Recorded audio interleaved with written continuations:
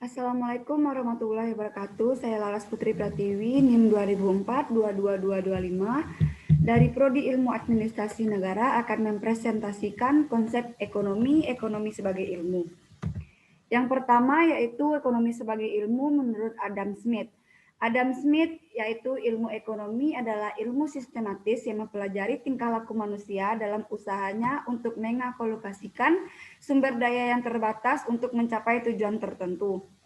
Yang kedua tentang Abraham Maslow yaitu ilmu ekonomi, salah satu bidang pengkajian di mana ilmu ini mencoba menyelesaikan masalah atas keperluan manusia melalui berbagai sumber ekonomi yang sudah ada berdasarkan kepada teori dan prinsip tertentu dalam suatu sistematis ekonomi yang sudah dianggap efektif dan efisien. Ilmu ekonomi yang pertama yaitu ilmu ekonomi deskriptif.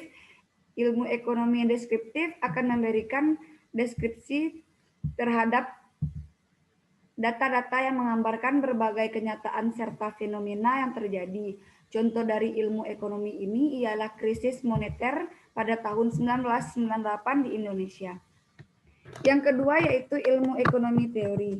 Adalah ilmu ekonomi yang berupa untuk menjelaskan pengertian dan hubungan sebab akibat serta cara kerja sistem perekonomian.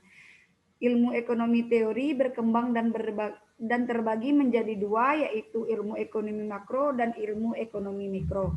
Ilmu ekonomi makro ialah ilmu ekonomi yang membahasan tentang keseluruhan kegiatan ekonomi.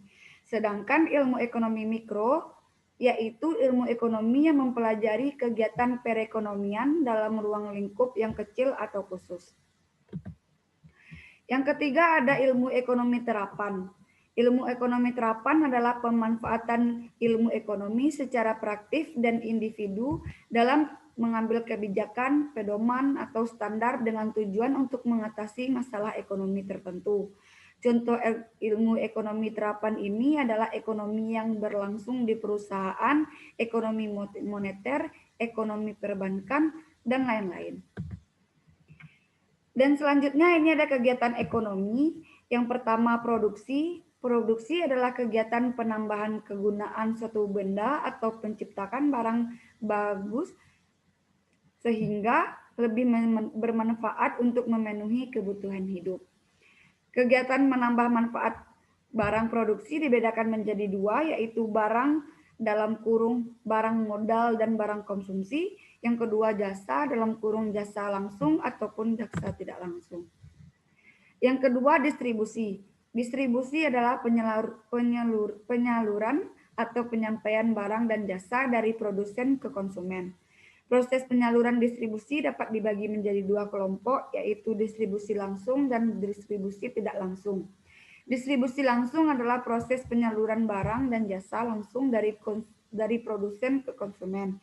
Sedangkan yang tidak langsung yaitu proses penyaluran barang dan jasa dari produsen ke konsumen dengan perantara.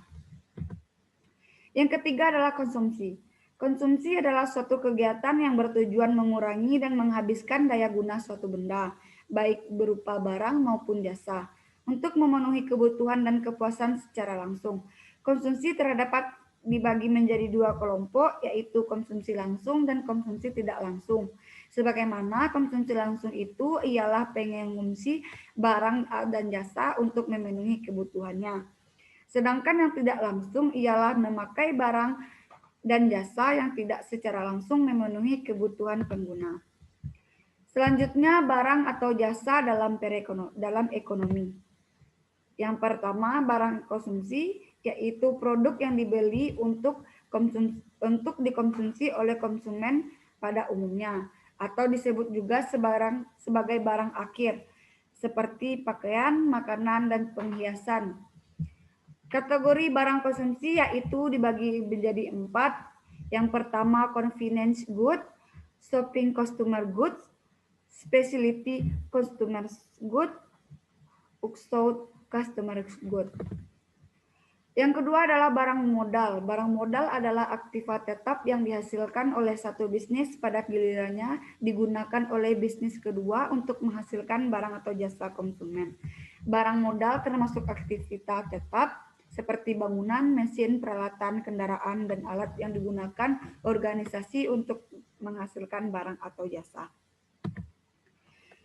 Selanjutnya, barang jasa langsung dan tidak langsung yang dapat memenuhi kebutuhan. Contohnya, dari jasa yang langsung memenuhi kebutuhan yaitu film, peralatan dokter, pengajaran oleh guru, penggelaran musik, dan sedangkan contoh dari jasa yang tidak langsung yaitu memenuhi kebutuhan pengangkutan, pergudangan, dan perbankan.